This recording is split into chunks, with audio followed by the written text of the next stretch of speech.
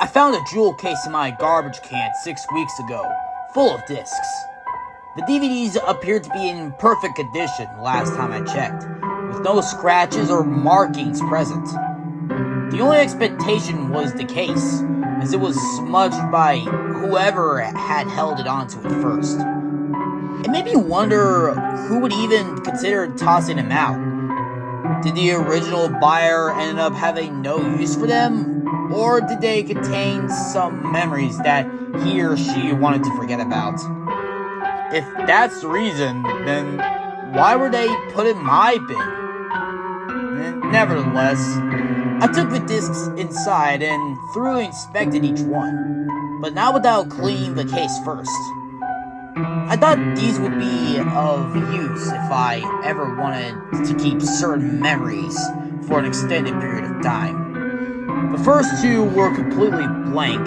The third one had this test video showcasing real shoddy special effects, and the fourth one had embedded recordings, 5 to be exact. All of them, for some reason, had 2 people dressed in Max and Ruby costumes. They were fuzzy, likely stretched with cotton or polyester material, and each limb was assembled onto their bodies like minifigures.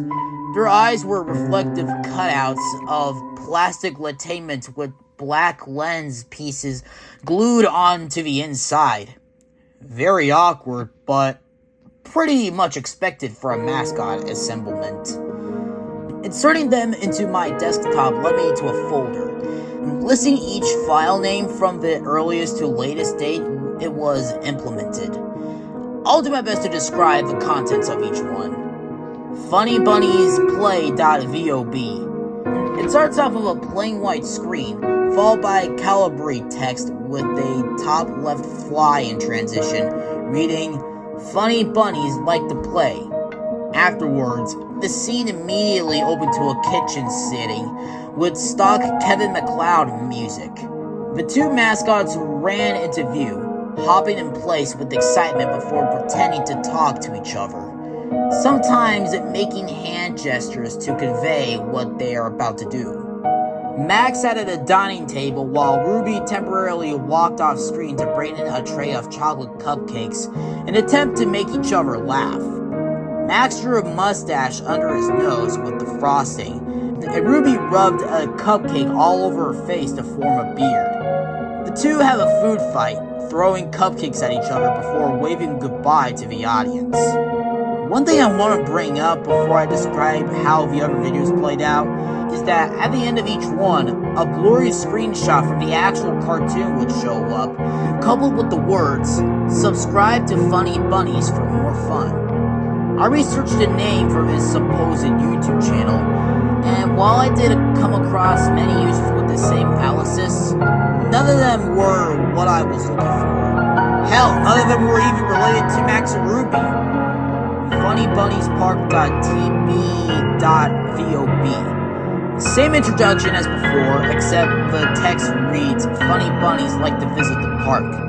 Instead, the setting was now a backyard with a child's play system filling up the grassy space. Max and Ruby hopped in front of the camera and eagerly pointed to the playground fit to a grade schooler behind them. The next 4 minutes just had them do regular playground activities, albeit much more exuberantly, pushing each other off on a swing and falling over, going down a slide and doing jump rope tricks, etc. Suddenly, as they were about to wave goodbye to the audience like in the last video, their hands jolted up to the right and they stood completely still. The person wearing the Ruby costume booked it out of frame, while the one playing Max ran straight towards the camera and switched it off. No outro card came up. FunnyBunniesHair.tb.vob. Funny bunnies like to help friends. It took place in a bathroom and started with Max and Ruby waving hello to the camera. Ruby impatiently gestures for someone behind the camera to come in.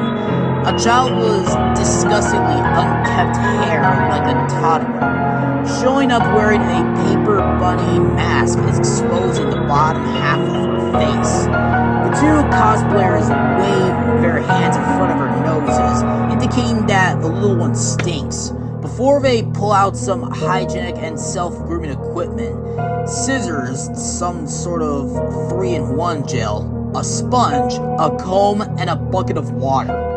Max grabs onto the little girl's hair and yanks it upward, aiming the scissors to her scalp. She kicks and tries forcefully to pull his hand away, to which Max lets go of frustration. He throws his arms into the air and points it to the child. At this point, he and Ruby start arguing with each other while the girl shivers and visibly cries, as seen through her mask's eye holes. But there was no audio from the recording to understand what anyone is saying, or only the stock music. The scene suddenly cuts back to them showing the tools to the camera. The little girl is sitting still, but her arms are behind her back as the rabbits give her a very messy, quick haircut and wash down. They even ended off with Mask putting makeup on the poor kid. FunnyBunnies Doctor.vob. This one had no introduction. It cuts straight to Max and Ruby in a bathroom waving to the camera, but Max's movements made him come off as bored or uninterested with what he was doing. Max trudges out of view and then leads a masked pregnant woman in. She had purple bruises on her chest, just barely hidden by her dress, and based on her movements, she was having a very difficult time breathing. Ruby pats the bed, beckoning her to get on. The woman says something inaudible, causing Ruby to ball up her fist. This prompted the woman to shakily crawl onto the bed before lying face down. Max pulls something out of the pocket of his overalls. A needle. Not a cartoonishly oversized needle or a fake one that made out of clay or plastic. It was real and filled up with dark yellow liquid. Seeing this, the pregnant woman tries to get up, but Ruby restrains her wrists, preventing her from leaving. Max presses down onto her back thigh, and being unable to insert the needle slowly, he slips down to the pregnant lady's pants and jabs it into her behind. An image of a cartoon crying face would be pasted over her head, and a high-pitched "oh no" sound effect plays. After Max removes the needle, Ruby turns the lady onto her back and places a finger over her lips. Once the poor woman falls limp, Ruby gently sets her head onto a pillow before giving the audience a thumbs up. Roll the outro. The video just didn't feature the needle, however. There was also an M1911 handgun sitting on a nightstand. Money Doesn't Speak.vob. This video has no audio, intro, or outro. It just cuts straight to what was supposed to be a video of him decorating eggs. Ruby hops with joy while Max just stood there with his head down, barely waving. Afterwards, the characters sit down at the big white table, stained with dye and food coloring. Ruby jokingly cracks an egg over Max's head and laughs at him, but he doesn't bother doing anything to retaliate. Instead, he squeezes another one until it busts and drips between his fingers. The two each pick an egg from the carton and start painting. Ruby shows an egg to the camera, and it has a smiley face plastered on. She pets it before placing it on top of the counter. Max shows his egg to Ruby, and it's a question mark drawn that is only faintly visible. She nods, presumably trying to dismiss his message. Max drops the egg, making it splat onto the ground, and buries his head in his lap, hands tugged onto his ears. Ruby says something unhearable to Max while pointing at the camera. She shakes him, trying to force him out of his distressed position. And that's when shit hit the fan. And the actor playing Max attempted to unzip his costume. Ruby grabs his arm, but he manages to yank it away from her, and he flips the table, scattering the decoration materials. He lunges onto her and pins her to the ground. The head of Ruby's Jace was removed and tossed over Max's shoulder with uncontrollable fury. Her revealing the performer's face, black hair, tan skin, riddled with acne and sweat. He proceeded to pound her face in. I could see teeth flying out of her mouth, her nose snapped into a crooked formation. He squeezed his fingers so tightly around her neck, slamming the back of her head against the kitchen tile floor, causing a massive scalp laceration to open and spill out her vital fluids into a puddle. Her eyelids were turning purple and then squintily shutting from the impact of the welts. Bruise after bruise, blood loss after blood loss, it was brutal. Her face looked practically unrecognizable over the course of those few minutes. I couldn't sit through all of it. The last thing I saw before I took out the disc and placed it back in the case was Max grabbing a meat cleaver and brandishing it against the actor's neck. I immediately dialed 911 to tell them what I had found.